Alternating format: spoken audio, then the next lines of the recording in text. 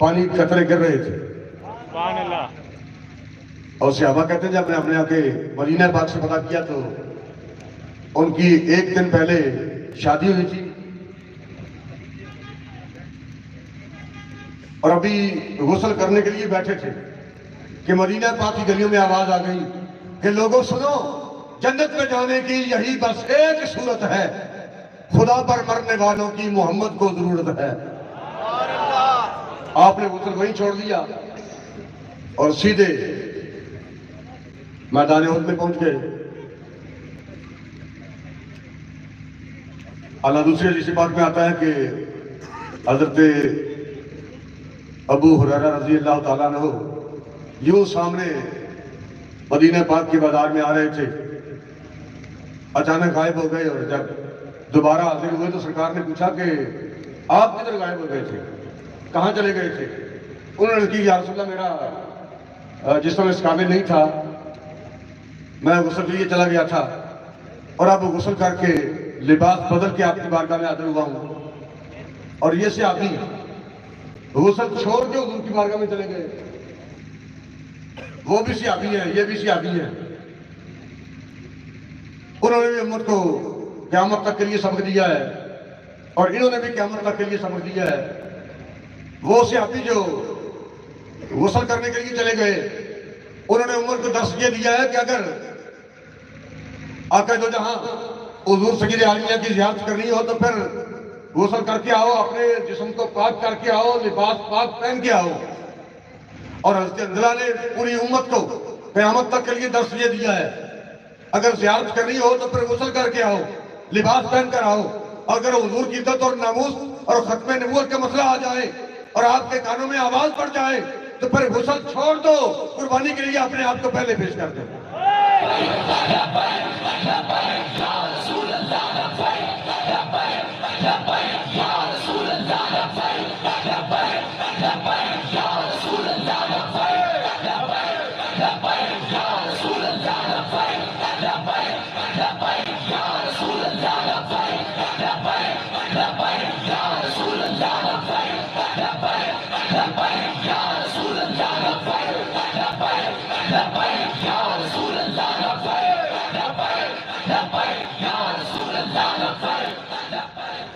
اگر دین سارا صرف نماز روزہ حج زکات تسبیح لوٹا مصلی ہی ہے تو پھر بدر کیا ہے، احد کیا ہے، کربلا کیا ہے؟ میدان احد میں آقا دو جہاں حضور سید علیہ وسلم جب گھاٹی پر چڑھ رہے تھے تو حضرت طلحہ جن کے جسم پہ 1 نہیں 2 نہیں 10 نہیں 20 نہیں 30 نہیں بلکہ آپ کے جسم پر 70 زخم لگے ہوئے تھے اور پھل کاٹتے ہوئے اپنی چھری سلپ کر کے اپنے ہاتھ پر نہیں لگ گئی بلکہ دشمن کے مارے ہوئے تیر، تلواریں، نیزے، بھالے، 70 زخم اور سر سے خون کا فوارہ بہ رہا تھا، ہاتھ بھی شل ہو چکا تھا. جب حضور سید عالم صلی اللہ علیہ وسلم تشریف لائے اور گھاٹی پہ چڑھنے لگے، جس طرح یہ سگیل نیچے سے اونچا ہے تو حضرت طلحہ دوڑ کر آگے آ گئے اور رکوع کی حالت میں حضور کے سامنے جھک گئے، اپنی قبر پیش کر دی کہ یا رسول اللہ میری قبر پر قدم مبارک رکھ کے آپ اوپر چڑھ جائیں. اور جب حضور نے حضرت طلحہ کی قبر پر قدم مبارک رکھا اور گھاٹی پر چڑھ گئے تو سرکار نے فرمایا کہ او جب طلحہ باقی تو صحابہ وہ ہیں جن کو میں نے خود فرمایا تھا انت فی الجنہ انت فی الجنہ انت فی الجنہ انت فی الجنہ، تو بھی جنتی تو بھی جنتی تو بھی جنتی.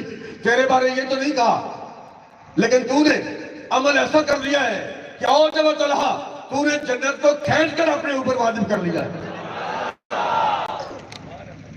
بہت زیادہ نفل پڑھ کے نہیں، آجر عمرے کر کے نہیں، بار بار تسبیح کو دہرا کے نہیں، بلکہ جب جسم پر 70 زخم لگے ہوئے تھے اس وقت جب موت قریب تھی، شہادت قریب تھی، حضرت طلحہ دوڑ کر حضور کی بارگاہ میں پیش ہو گئے. پھر بھی حضور کا خیال رکھا ہے، اس لیے حضور صلی اللہ علیہ وسلم نے فرمایا کہ اور جب طلحہ تو نے جنت کو بھی کھینچ کر اپنے اوپر واجب کر لیا ہے. ایسے نفیس موقع پہ اپنے نکاح کی تقریب میں حضور سید علیہ وسلم کے ذکر پاک کی اس محفل کے انعقاد پر میں انہیں مبارکباد پیش کرتا ہوں. اللہ تعالیٰ ان کی اس شادی کے موقع پر جملہ حاضرین پہ اپنا خاص لطف و کرم فرمائے اور یہ شادی دونوں خاندانوں کے لیے باعث برکت اور باعث رحمت بنائے. نبی علیہ السلام کی محبت، عشق رسول اور محبت رسول جیسی دولت سرفراز فرمائے، نیک اولاد عطا فرمائے۔ اس وقت فرانس کا مسئلہ اور وہ معاہدہ جو تحریک لبیک پاکستان سے حکومت پاکستان نے کیا تھا، وہ ہر دماغ میں گونج رہا ہے، ہر زبان پر ہے۔ تو اس وعدے کی ایفا کے لیے اگرچہ حکومت پاکستان بار بار ابھی مذاکرات کا سلسلہ چل رہا ہے، بند نہیں ہوا، بات فائنل نہیں ہوئی، لیکن حکومت پاکستان یہی چاہ رہی ہے کہ تحریک لبیک والے اپنے موقف کو تبدیل کر لیں، اپنے موقف میں تبدیلی پیدا کریں اور کوئی درمیانی راہ نکالیں۔ حضور کی عزت اور ناموس کے تحفظ کے سلسلے میں، ناموس رسالت کے مسئلے میں اور راہ کون سی ہو سکتی ہے؟ نبی اسلام کی عزت اور ناموس کے تحفظ کے سلسلے میں دوسری رائے ہے ہی نہیں۔ نماز دن میں 5 بار فرض ہے، حج زندگی میں صاحب استطاعت پر 1 بار فرض ہے، زکوٰۃ صاحب نصاب پر سال میں 1 بار فرض ہے، روزہ سال میں 1 بار فرض ہے، لیکن حضور کی عزت اور ناموس کا تحفظ ہر مسلمان پر ہر سانس کے ساتھ فرض ہے۔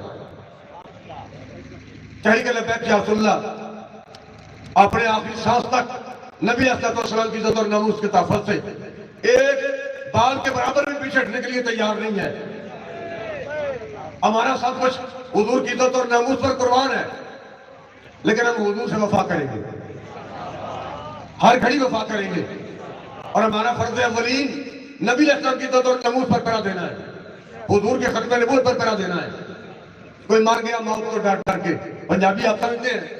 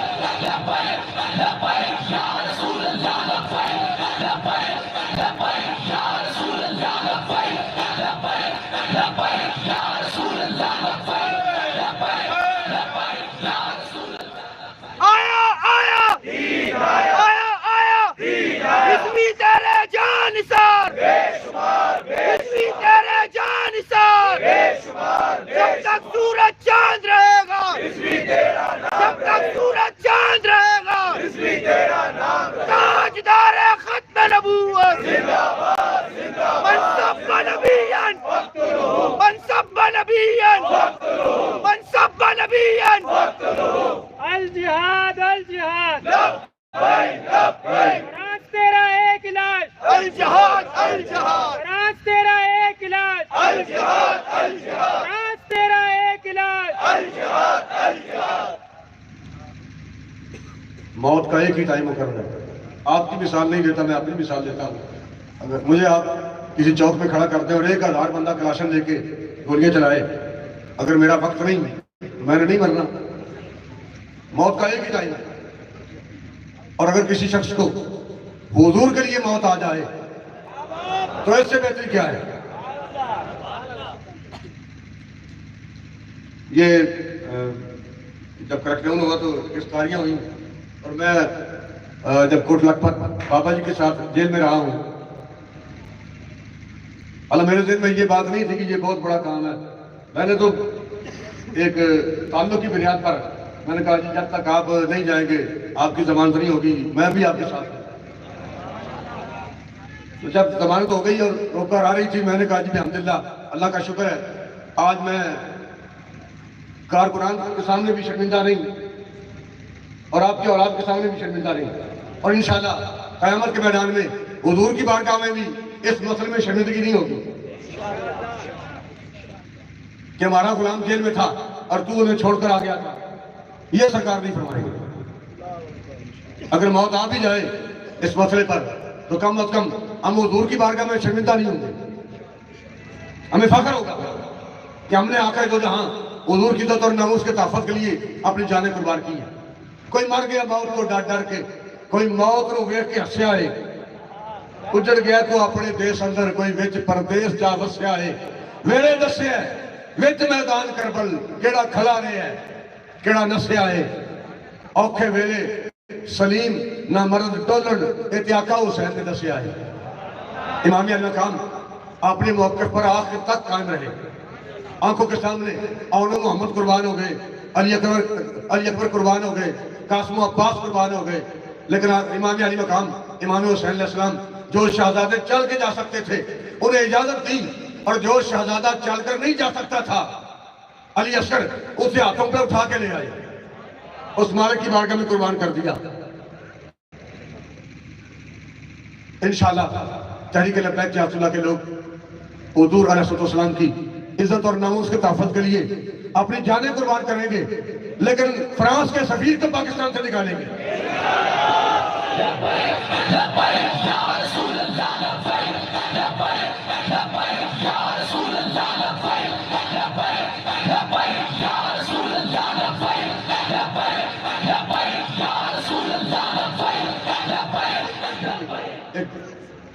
میں یہ آخری دو جملے کہہ کے اپنی گفتگو کو سمیٹنے لگا ہوں.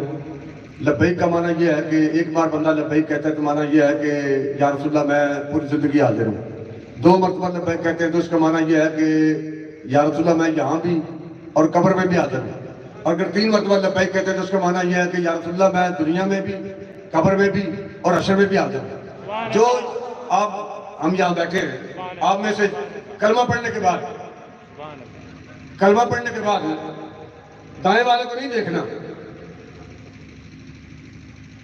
اگر میں کسی سے بات کر رہا ہوں یا کوئی مجھ سے بات کر رہا ہے اور میں اس کی بات کے دوران کبھی ادھر دیکھتا ہوں کبھی ادھر دیکھتا ہوں تو وہ برداشت کرے گا.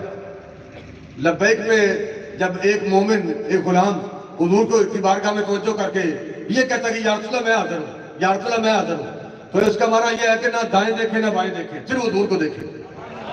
اور ہاتھ اٹھانے کی باری آئے تو پھر کوئی بندہ اگر کلمہ پڑھنے کے بعد حضور کی بارگاہ میں اگر یہ سمجھتا ہے کہ میں اتنا ہاتھ اٹھاؤں تو یہ بہتر ہے یا رسول اللہ میں حاضر ہوں, یا رسول اللہ میں حاضر ہوں, اور اتنا ہاتھ بہتر ہے تو پھر اتنا اٹھا دیں. اور اگر یہ بہتر ہے کہ دونوں ہاتھ بلند کر کے کہیں تو پھر اس طرح کا مطلب ہاتھ بلند کر کے اپنے مومن کا ثبوت پیش کریں.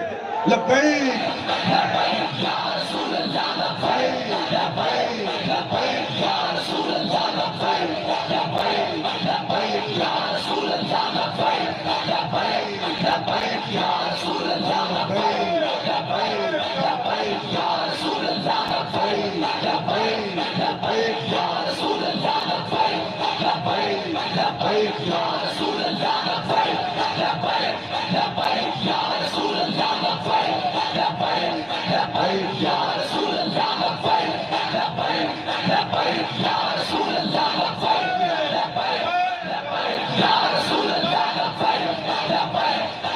رسول اللہ لبیک لبیک لبیک یا رسول اللہ لبیک لبیک لبیک یا رسول اللہ لبیک لبیک لبیک یا رسول اللہ لبیک لبیک لبیک یا رسول اللہ لبیک لبیک لبیک یا رسول اللہ لبیک لبیک لبیک یا رسول اللہ لبیک لبیک لبیک یا رسول اللہ لبیک لبیک لبیک یا رسول اللہ لبیک لبیک لبیک یا رسول اللہ لبیک لبیک لبیک یا رسول اللہ لبیک لبیک لبیک یا رسول اللہ لبیک لبیک لبیک یا رسول اللہ لبیک. یہ کڑیاں یہ جیلیں یہ کچھ بھی نہیں, یہ ایک اعصابی جنگ ہے, اس کے علاوہ یہ کچھ بھی نہیں. کتنی مرتبہ جیل گیا تو یاد بھی نہیں کہ 10 بار گئے ہیں, 12 بار گئے ہیں, 14 بار گئے ہیں, اور یہ 24-25 پر سے جو 780 کے دہشت گردی کے میرے خلاف درج ہوئے, ان سب کے باوجود آج بھی میں زندہ سلامت آپ کے سامنے کھڑا ہوں. یہ کچھ نہیں ہے, جیلیں پرچے کچھ نہیں ہے, لیکن کم از کم کلمہ پڑھنے کے بعد اور ہمیں اپنی نمازوں پر بھی فخر نہیں, اپنے اعمال پر بھی فخر نہیں، نہ ہی ہم اپنے اعمال کو ان پر فخر کر کے ناز کر کے صحابی کی سنت ادا کرتے ہوئے، جس کو سرکار نے پوچھا تھا کہ بار بار تم قیامت کے بارے پوچھ رہے ہو، قیامت کب آئے گی، قیامت کب آئے گی، کیا تم نے تیاری کر لی ہے؟ قیامت کا تعلق تو اعمال کے ساتھ ہے، تم نے تیاری کر لی ہے؟ ان نے عرض کی کہ یا رسول اللہ صدق ولا صلاۃ، کہ نہ مجھے اپنی نمازوں پر مان ہے، نہ کسی عمل پر مجھے فخر ہے،